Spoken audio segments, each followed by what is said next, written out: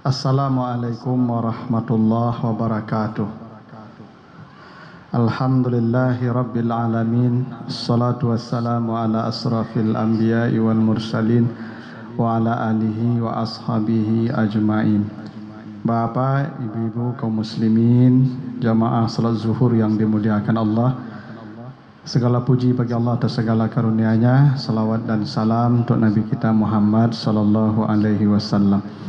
Bapak Ibu yang saya muliakan, dalam kesempatan yang singkat ini kita akan bahas surat Thaha, surat yang ke-20 ayat 130. Kita baca ayatnya, surat Thaha 130. A'udzubillahi minasyaitonirrajim. Fasbir ala ma yakulun wasabbih bihamdi rabbika qabla tulu'isy syamsi wa qabla ghurubiha wa min ana'il laili fasabbih wa atrafan nahari la'allaka tarda. Maka bersabarlah kamu terhadap apa yang dikatakan manusia, dan bertasbihlah kamu memuji Tuhanmu sebelum terbit matahari dan sebelum terbenam matahari, dan di tengah malam bertasbihlah, dan di penghujung siang bertasbihlah. Mudah-mudahan hatimu menjadi reda. Itu artinya surat Thaha 130. Dalam ayat ini Allah memerintahkan kita agar kita bersabar terhadap ucapan manusia. Kata Allah, fasbir ala ma yakulun. Bersabarlah kamu terhadap apa yang dikatakan manusia. Kenapa kita diperintah Allah bersabar terhadap ucapan manusia? Karena Bapak dan Ibu, selama kita di dunia ini tidak akan pernah ada kita yang selamat dari lidah manusia. Sebaik dan sesaleh apapun kita, pasti ada lidah yang akan tajam, yang akan menyakiti kita, yang menghina, mencela, membuli, mencaci, menfitnah, mencemarkan nama baik kita. Itu pasti. Karena tidak ada manusia yang bisa selamat dari lidah manusia. Karena begini Bapak Ibu, selama kita di dunia ini, paling tidak ada 3 perkara yang kita tidak bisa selamat darinya. Semua kita akan berhadapan dengannya setiap waktu. Yang pertama yang kita tidak bisa selamat darinya disebutkan di surat Thaha 117. Dulu Nabi Adam ketika hendak turun ke bumi diingatkan Allah, kata Allah, fala yukhrijannakuma minal jannati fatashqa. Adam, jangan sampai kalian berdua terusir dari sorga ke dunia, ke bumi, karena engkau kalau sampai di dunia engkau akan berpayah-payah. Jadi kalau kita di dunia ini Bapak Ibu, satu perkara yang pasti kita tidak akan aman, rasa payah, lelah, capek, letih. Semua kita, hari-hari kita ini Bapak Ibu lelah saja. Mulai dari bangun tidur sampai tidur lagi capek saja. Nah, itu makanya Bapak Ibu duduk sabanta, cari tampik basanda Nah, tu tekan tu langsung. Itu tanda latih tu Pak. Bapak Ibu makin hari makin lelah nanti itu, makin hari makin capek, makin gaik, makin latih. Kenapa? Karena manusia tidak akan selamat dari rasa lelah dan capek selama di dunia. Makanya Bapak Ibu kalau ingin tidak lelah, mati. Itu maka mati disebut istirahat. Ya, Ibu kalau tidak mati-mati tidak istirahat lah. Saya kalau tidak mati setiap hari begini-begini aja nih, ceramah sana ceramah sini, tidak ada istirahatnya. Kapan istirahat? Mati. Karena dunia itu tempat kita capek dan lelah. Yang kedua, manusia tidak akan selamat dari lidah orang. Di surah Al-Anfal ayat 63 Allah mengatakan, lau anfaqta ma fil ardi jami'an ma allafta baina qulubihim. Kalau engkau infakkan isi dunia ke manusia, kita beri semua orang ini gratis, kita beri hidupnya, kita jamin, engkau tidak akan bisa menjinakkan hati semua orang. Jangankan hati orang lain Bapak Ibu, anak-anak kita saja kadang hatinya tidak jinak dengan kita. Nabi Yakub, 12 anak Nabi Yakub, 10 mencela ayahnya. Itu buktinya kita tidak bisa menjinakkan hati semua orang. Karena itu jangan Bapak Ibu berharap semua orang suka dengan kita. Mustahil. Mustahil semua orang suka dengan kita. Pasti ada yang tidak suka dengan kita. Yang tidak suka itulah yang akan mencela kita. Dan itu buktinya kita tidak akan aman dari lidah orang. Karena kita tidak akan bisa menjinakkan hati semua orang.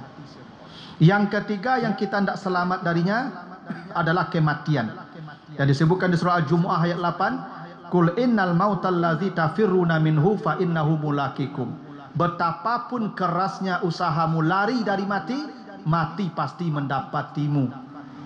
Jadi salah satu dari 3 perkara yang kita tidak bisa selamat darinya, lidah manusia. Bapak Ibu tidak akan menemukan orang semua memuja kita, memuji, tidak. Nabi Muhammad saja itu manusia paling baik.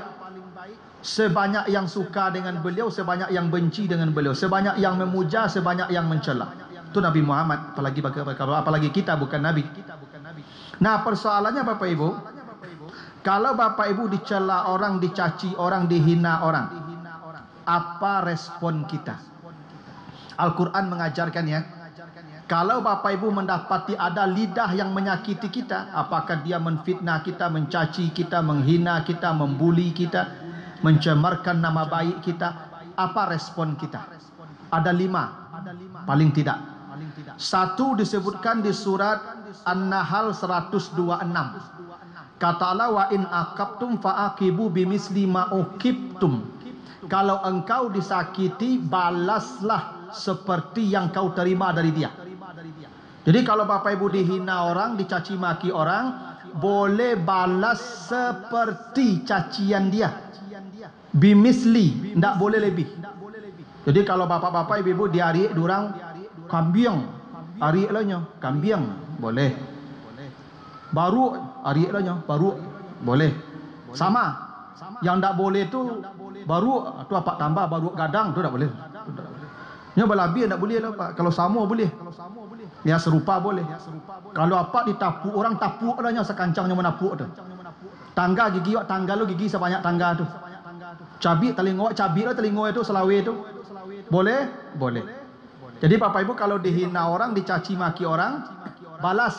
Boleh. Itu ayatnya tadi. Tapi serupa. Tidak boleh berbeda, tidak boleh lebih. Sama. Itu boleh. Yang kedua, kalau Bapak Ibu dicaci maki orang, dihina orang, disebutkan di surah An-Nisa 148. Kata Allah, la yuhibbullah al-jahra bisu' minal qaul illa man zulima wa kana Allahu sami'an alima. Allah benci doa buruk kecuali doa buruk itu dari orang yang disakiti.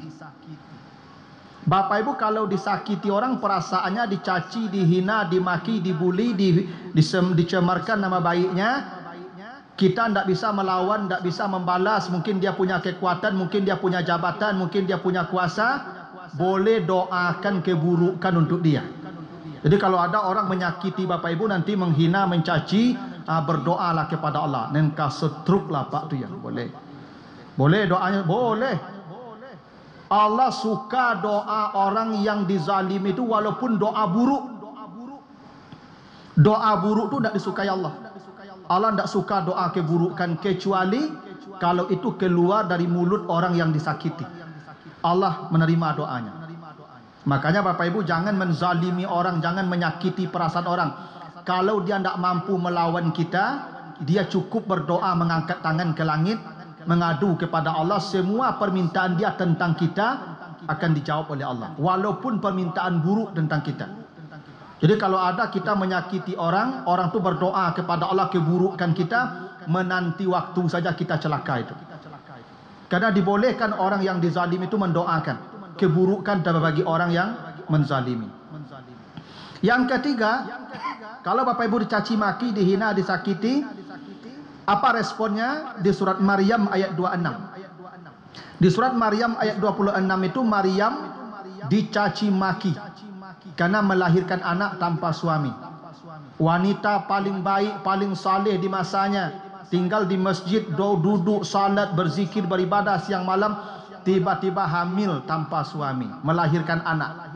Itu heboh. Maka semua orang mencaci maki Maryam dengan berbagai macam ucapan. Tapi apa respon Maryam? Inni nazartu lirrahmani sauman falan ukallimal yauma insiyan. Maryam berkata, saya akan imsak, siam, saum. Saya akan menahan. Saya tidak akan membalas apa yang kalian katakan. Nah, ini respon yang hebat. Bagaimana responnya? Diam. Bapak Ibu kalau dicaci maki orang, diam saja, diam saja. Kenapa diam? Bapak Ibu kalau orang ko mencaci maki, menghina, ndak kalamo lo tu. Paling taluk 10 minit tu panik dia tu. Kalau paniknya berhenti surang situ. Sebab mengecek lamo ko apalagi dengan suara tinggi, panik Bapak Ibu. Ambo berceramah ko panik ko Bapak, panik.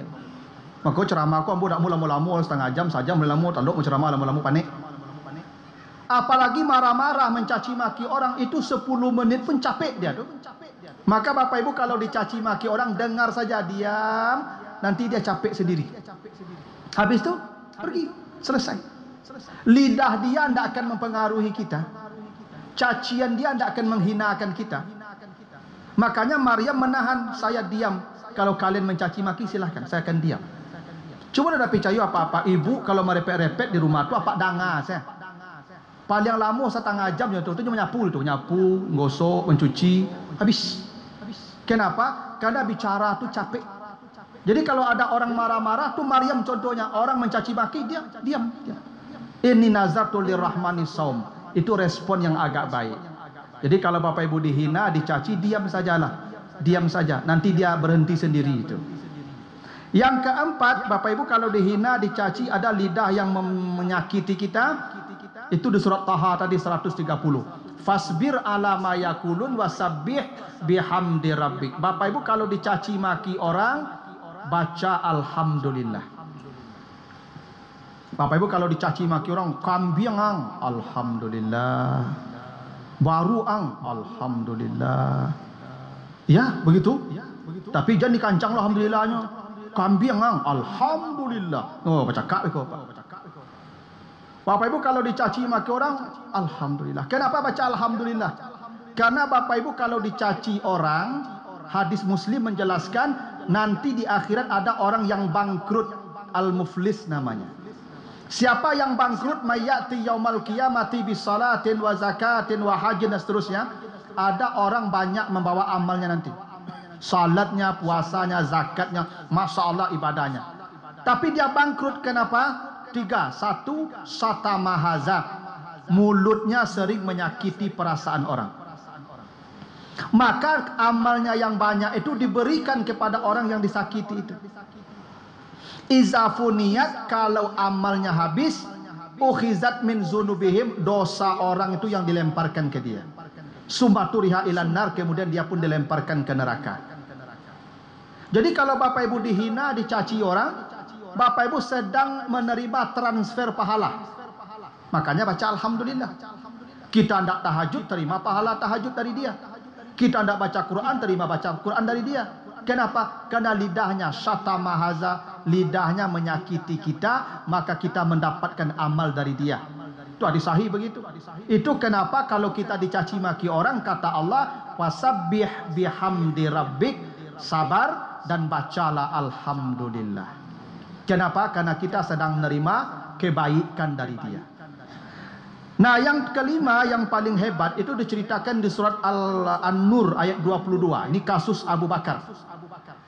Di An-Nur 22 itu Abu Bakar punya anak namanya Aisyah. Aisyah ini istri Nabi. Aisyah ini pernah dituduh berselingkuh, difitnah berselingkuh dengan seorang pemuda namanya Safwan bin Mu'attal. Maka rumah tangga Aisyah dengan Nabi goncang karena fitnah yang disampaikan oleh orang-orang yang tidak suka dengan Aisyah. Siapa yang menyebarkan fitnah perselingkuhan? Mistah namanya. Mistah ini hidupnya miskin, anak banyak, dapat bantuan BLT dari Abu Bakar setiap bulan. Jadi Mistah ini Ibu dapat BLT tiap bulan dari Abu Bakar. Tapi Mistah inilah yang menyebarkan fitnah Aisyah berselingkuh. Itu hati Abu Bakar benar-benar sakit. Orang yang tiap bulan kita kasih bantuan, dia menfitnah anak kita, istri Nabi, sampai rumah tangga Nabi dan Aisyah itu goncang. Tapi apa yang terjadi diceritakan Allah, wal ya'fu wal yasfahu ala tuhibbuna ayyaghfirallahu lakum. Abu Bakar memaafkan Mistah dan terus memberi bantuan tiap bulan tanpa memutuskan bantuan. Itu balasan kepada orang yang menyakiti perasaan kita, berbuat baik kepadanya. Jadi kalau ada orang Bapak Ibu mencaci maki kita, kambing, dia give 10 ribunya. Tambah cak lah, baru tambah 10 ribu lah. Itu yang paling baik tu Pak ya. Gitu. Kalau ada orang menapu awak 100 ribu, 1 ribu, nyotapu aja lah, 1 ilai. Bapak Ibu, iko tak ringan, iko ngecek murah, iko ngenciek, iko balik, Bapak Ibu. Itu Abu Bakar contohnya tu. Abu Bakar anaknya difitnah berselingkuh, padahal tu fitnah sampai rusak rumah tangga Nabi dengan anak Abu Bakar dengan Aisyah. Tapi orang yang memfitnah tu dikasih BLT oleh Abu Bakar. Masya Allah Pak ya, Masya Allah. Jadi kalau Bapak Ibu dicaci maki orang, cobalah. Ya kan, balaslah dengan kebaikan. Idfa billati hiya ahsan. Balaslah keburukan dengan kebaikan. Kenapa? Innallaha yuhibbul muhsinin. Karena yang mampu membalas keburukan dengan kebaikan itulah kekasih-kekasih Allah. Nah, tapi Bapak Ibu ukur sajalah rohaninya. Bapak Ibu kalau dicaci orang, dihina orang, kan limo tadi itu. Yang mana yang dipilih? Silakan. Ambo nomor 1 saya jangan kakalah podo saya tak mau bola, tu dah baca bola. Tapi tak boleh berlebih lah. Itu sama tak boleh berlebih lah. Itu boleh. Ya, tapi yang paling hebat yang terakhir yang dicontohkan Abu Bakar, memberikan kebaikan kepada orang yang telah menyakiti perasaannya. Begitulah Bapak Ibu, mudah-mudahan ada manfaatnya. Lebih kurang mohon maaf. Assalamualaikum warahmatullahi wabarakatuh. Allahu akbar, Allahu akbar. Asyhadu an la ilaha illallah. Asyhadu anna Muhammadar Rasulullah. Hayya 'alas salati, hayya 'alal falah. Qad qamatis salatu, qad qamatis salah. Allahu akbar, Allahu akbar. La